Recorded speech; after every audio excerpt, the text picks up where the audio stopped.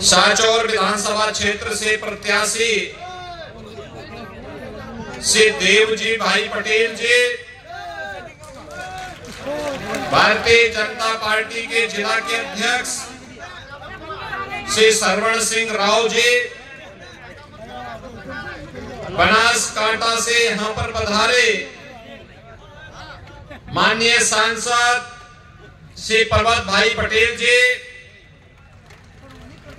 माननीय विधायक श्री प्रवीण माली जी, माननीय विधायक श्री लोकेंद्र कुमार जी, विधानसभा के संयोजक श्री बन्ने सिंह गोहिल जी, भारतीय जनता पार्टी के सभी पदाधिकारीगण, सभी समाजों के मुखियागण और साचौर की इस पावन धरा पर आज की इस चुनावी सभा में उपस्थित भारी संख्या में उपस्थित जनता जनार्दन को राम राम सा।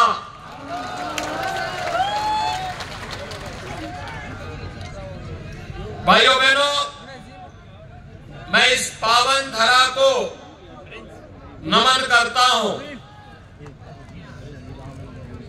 श्री गोधाम पथमेड़ा और नंदीसाला गोलासन साचौर ये अपने आप में पावन धरा है। जिस धरती पर गौ माता की सेवा होती है वह देवताओं की भूमि होती है।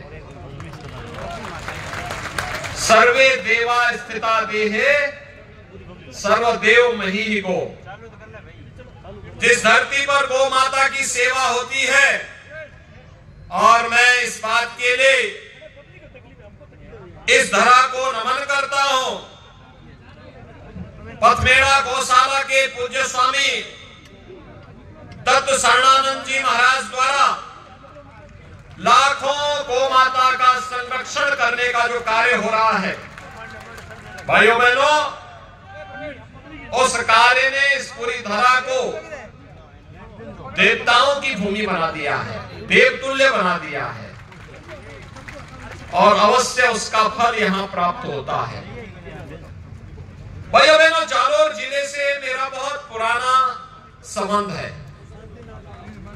मैं यहां पर श्री मंदिर में, भैरवनाथ जी के मंदिर में और पूज्य बापू शांतिनाथ जी महाराज के साथ में कई बार उनके आश्रम में मुझे आने का सौभाग्य प्राप्त हुआ है।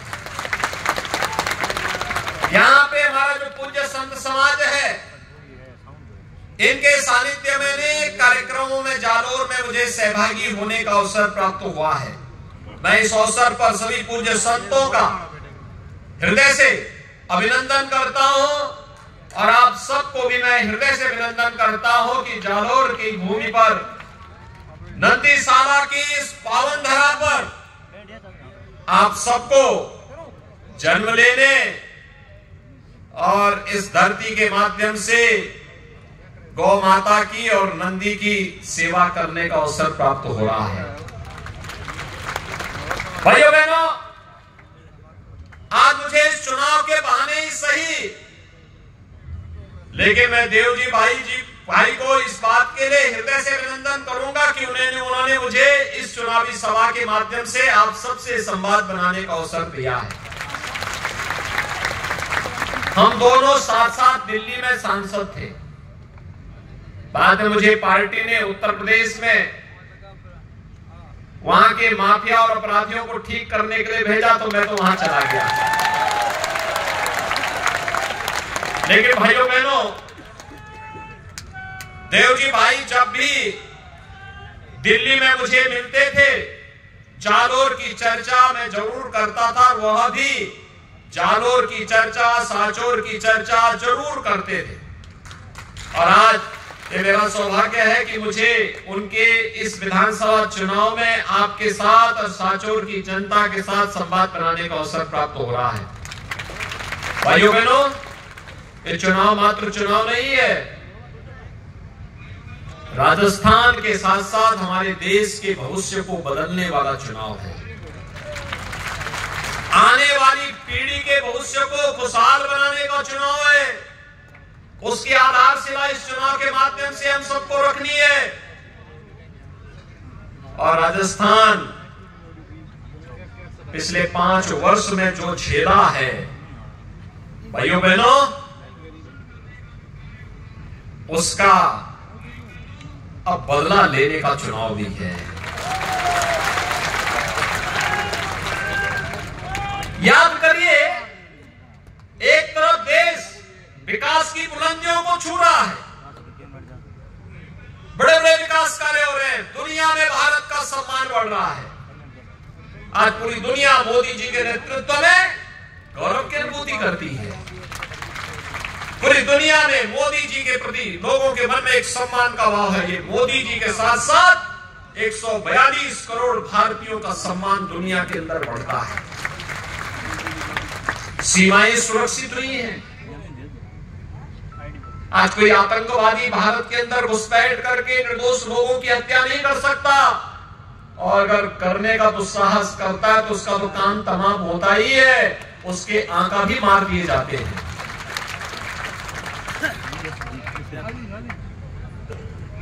आज भारत के अंदर बड़े बड़े विकास के कार्य हो रहे हैं। Highway, railway, airport, AIIMS, 1 district 1 medical college, IIT, IIM, हर घर नल की योजना के लिए पैसा, ये सब मोदी जी दे रहे हैं। लेकिन अभी मैं आ रहा था, राजस्थान में वो पैसा कुछ चंद कांग्रेस नेताओं की जेब में चला जाता है। भाई वे सड़कों पे बैठे हैं। जब यहां पे बाढ़ की अतिवृष्टि से लोगों को नुकसान होता है,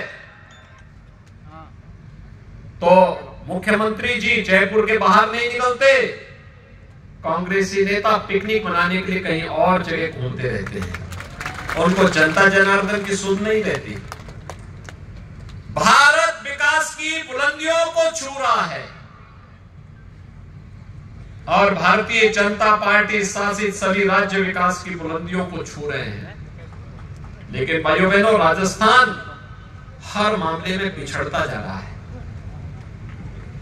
विकास में पीछे, गरीबों को योजना देने में पीछे,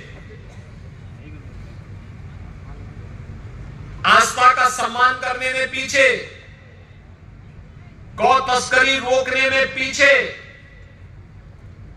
बहन बेटियों पर होने वाले अत्याचार को रोकने में पीछे,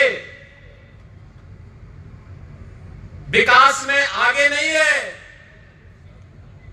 आज नंबर 1 पर जब चर्चा होती है भाइयों बहनों, तो राजस्थान में इस बात की चर्चा होती है कि भाइयों बहनों, जो राजस्थान कभी अपने शौर्य और पराक्रम के लिए, अपनी भक्ति और शक्ति के लिए जाना जाता था, आज उसी राजस्थान में जब हम चर्चा करते हैं, तो राजस्थान आज अगर किसी मामले में आगे दिखाई दे रहा है तो अपराध में नंबर 1 पर है, भ्रष्टाचार में नंबर 1 पर है, साइबर क्राइम में नंबर 1 पर है, गौ तस्करी में नंबर 1 पर है, और गरीबों की योजनाओं को हड़पने में भी नंबर 1 पर आ गया है।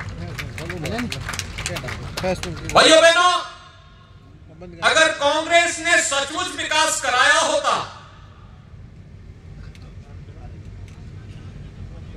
तो पिछले 9 वर्ष के अंदर मोदी जी को जितनी मेहनत करनी पड़ी, इतनी मेहनत करने की आवश्यकता नहीं पड़ती। मोदी जी ने तो 9 वर्ष में 12 करोड़ गरीबों के घर में शौचालय बना दिए, 4 करोड़ गरीबों को प्रधानमंत्री आवास योजना दे दी, 12 करोड़ किसानों को प्रधानमंत्री किसान सम्मान निधि का पैसा दे दिया, 4 करोड़ गरीबों को निःशुल्क बिजली के कनेक्शन दे दिए, 9 करोड़ 60 लाख गरीबों को रसोई गैस के फ्री के कनेक्शन उपलब्ध करवा दिए, 50 करोड़ गरीबों को 5 लाख रुपए का आयुष्मान भारत का सौगात दे दी। और भाइयों बहनों, संकट का जो साथी होता है वही सच्चा साथी होता है। और मोदी जी ने, आपने देखा होगा कोरोना कालखंड में जब लोग अपने सगे भाग रहे थे, तब मोदी जी पहला काम उन्होंने वैक्सीन दिया देश को बचाने के लिए, भारत की 142 करोड़ लोगों को बचाने के लिए वैक्सीन। और साथ साथ कोई भूखों न मरे इसके लिए 80 करोड़ लोगों को फ्री में राशन की सुविधा का सौगात। दुनिया के अंदर कहीं नहीं मिला। याद करिए 1947 में भारत से ही अलग हुआ था पाकिस्तान। आज वहां पर 1 किलो आटा के लिए कैसे लोग लड़ते हैं, 1 किलो आटा नहीं मिल रहा है। और मोदी जी 3.5 वर्ष से फ्री में 80 करोड़ लोगों को 5 किलो हर महीने राशन की सुविधा का लाभ दे रहे हैं। आगे 5 साल तक देंगे। और इसीलिए हम लोग आए हैं आज आपका आह्वान करने के लिए कि भाइयों बहनों, एक तरफ देश का सम्मान बढ़ाने वाली मोदी सरकार, एक और विकास के बड़े बड़े कार्य करने वाली भारतीय जनता पार्टी की सरकार, एक तरफ गरीबों का कल्याण करने वाली भारतीय जनता पार्टी की सरकार, और एक और भारतीय जनता पार्टी की सरकार के द्वारा किए जाने वाले सभी कार्य। पिछले 5 वर्ष राजस्थान के बड़े कष्टमय रहे, क्योंकि चुनी गई सरकार आपस में ही लड़ती रही और उसके नीचे पिसते रहे राजस्थान के लोग, योजनाओं से वंचित होते रहे राजस्थान के लोग, सुरक्षा में खतरे में पड़ती रही व्यापारियों की सुरक्षा में खतरे में थी यहां के बहन बेटियों की सुरक्षा। और सरकार को जयपुर से बाहर निकलने की फुर्सत ही नहीं थी। और भाइयों बहनों, इसीलिए मैं आज आपके पास आया हूं कि राजस्थान में उससे पहले 5 साल श्रीमती वसुंधरा राजे जी के नेतृत्व में भारतीय जनता पार्टी की सरकार ने विकास को पटरी पे लाकर जिस तेजी के साथ कार्य किया था, अगर उसी गति से यहां पर कांग्रेस की सरकार ने भी इस गति को आगे बढ़ाया होता, भाइयों बहनों, आज राजस्थान भी विकसित राज्यों की श्रेणी में होता और भारत के विकास में अपना योगदान दे रहा होता। लेकिन वह नहीं कर पाए। यहां तो कन्हैया लाल तेली की हत्या कर दी जाती है और बर्बर तरीके से कर दी जाती है, सरकार मौन। बेटियों के साथ जो निर्मम घटनाएं घटित होती है, अभी देवजी भाई पटेल बता ही रहे थे, सरकार मौन। यहां दोहरे कानून है यहां पे। हिंदू मरेगा तो मुआवजा 2 लाख रुपए बहुत मुश्किल से निकलता है, और मुस्लिम मरेगा तो 25 लाख रुपया मिल जाएगा। भाइयों बहनों, कैसी सरकार, ये भेदभाव करने वाली सरकार। और इसलिए भाइयों बहनों, मैं आपके सामने आया हूं कि कांग्रेस विकास नहीं करा सकती, सम्मान नहीं कर सकती, गरीबों का कल्याण नहीं कर सकती, और कांग्रेस आपकी आस्था का सम्मान भी नहीं कर सकती। मोदी में तो हमारे एक संत की हत्या कर दी गई, सरकार मौन। वहां लोगों ने बंद करके रखा 10 दिनों तक, सरकार ने वहां बैन कर दिया, कार्यक्रम नहीं होने दे। जो सरकार पूजा पाठ नहीं होने दे रही है, क्या वो सरकार अयोध्या में राम मंदिर बनवा दे देती क्या? आप मुझे बताइए, क्या कांग्रेस के रहते अयोध्या में राम मंदिर बन पाता? आज राम मंदिर बन रहा है ना, कोई संदेह है क्या? कोई संदेह? अब तो 22 जनवरी को अयोध्या में रामलला भी विराजमान होने वाले हैं। 500 वर्षों के बाद यह अवसर आ रहा है हर भारतीय को खुशी के साथ झूमना चाहिए कि हमारे पूर्वजों के द्वारा जो संघर्ष किया गया था वह संघर्ष रंग लाया। मोदी जी के नेतृत्व में डबल इंजन की सरकार जब आती है ऐसे ही परिणाम लेकर के आती है। आप सहमत है ना? और इसीलिए हम लोग आए हैं। डबल इंजन की सरकार राजस्थान की आवश्यकता भी है। सहमत है ना? डबल इंजन सरकार का लाभ क्या होता है? विकास भी होता है, गरीबों का कल्याण भी होता है, आस्था का सम्मान भी होता है। और जो ये माफिया यहाँ घुस आए हैं, कोई खनन माफिया, कोई भू माफिया, कोई गौ माफिया, कोई अन्य माफिया पनप करके यहाँ के व्यापारियों पर, यहाँ के नागरिकों पर, यहाँ की बहन बेटियों पर अत्याचार कर रहे हैं। इन माफियाओं के ऊपर भी बुलडोजर चल सके।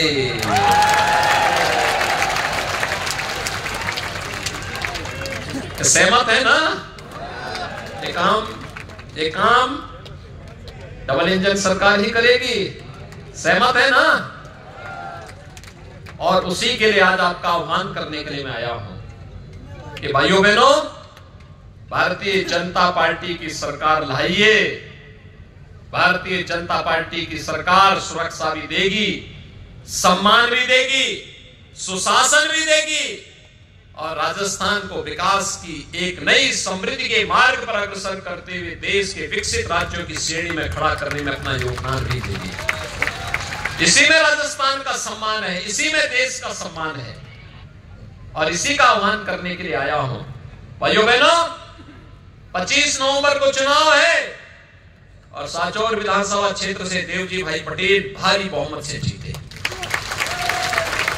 इसकी अपील करने के लिए आया हूं। भाइयों बहनों, मैं आपसे यह भी अपील करने के लिए आया हूं, कांग्रेस की साजिश से मेरी दो अपील है। एक, अगर भ्रष्टाचार में लिप्त, आस्था के साथ खिलवाड़ करने वाले, बेटियों की, बहनों की, व्यापारियों की सुरक्षा में सेंध लगाने वाले तत्व को अगर कोई समर्थन करेगा तो याद रखना उसके पाप से भी वंचित नहीं रहेगा। क्योंकि व्यक्ति जैसा करेगा वैसा भरेगा, तो गलत नहीं चुनना। दूसरा, यह भी बात ध्यान रखना कि कांग्रेस ने यहां पर कुछ वोट कटवा भी चुनाव मैदान में उतारे हैं। जो वोट काटेंगे, अपना वोट भी खराब नहीं करना है, नहीं खराब करना है। पार्टी ने बहुत अवसर दे दिया, हो गया। अब चुनाव में केवल भाजपा को हमें समर्थन करना है, राष्ट्रवाद के लिए, देश के लिए, आने वाले समय के भविष्य के लिए, युवाओं के लिए, अन्नदाता किसानों के लिए, व्यापारियों की सुरक्षा के लिए, बहन और बेटियों को एक सुरक्षित माहौल देने के लिए और आस्था का सम्मान करने के लिए। सब सहमत है ना? और भाइयों बहनों, इसी के लिए मैं आया हूं। आप 25 नवंबर को देवजी भाई पटेल को कमल चुनाव चिन्ह पर चुनाव जिता करके भेजिए। सब सहमत हैं? सभी लोग सहमत हैं? भाइयों बहनों, एक बार दोनों हाथ लाकर मुझे बताओ, आश्वस्त करो कि आप लोग ये काम करेंगे, क्योंकि मैं उसकी अगली पंक्ति बोलने वाला हूं। फिर आप अगर सहमत हैं और देवजी भाई पटेल यहां से चुनाव जीत करके जाते हैं, राजस्थान में भारतीय जनता पार्टी की सरकार बनती है, तो देवजी भाई पटेल से मैं कहूंगा कि जनता जनार्दन का आशीर्वाद आपको है और इस जनता जनार्दन को अयोध्या में भगवान राम का दर्शन करा करके आशीर्वाद दिलाने की जिम्मेदारी उनकी होगी। सहमत है ना? सभी लोग सहमत हैं? तो भाइयों बहनों, इस संकल्प के साथ 25 नवंबर को देवजी भाई पटेल को कमल चुनाव चिन्ह पर भारी बहुमत से विजयी बनाने की अपील करते हुए मैं अपनी वाणी को देता हूं विराम। जय जय श्री राम, जय जय श्री राम, जय जय श्री राम, जय जय श्री राम, योगी जी का जय श्री राम।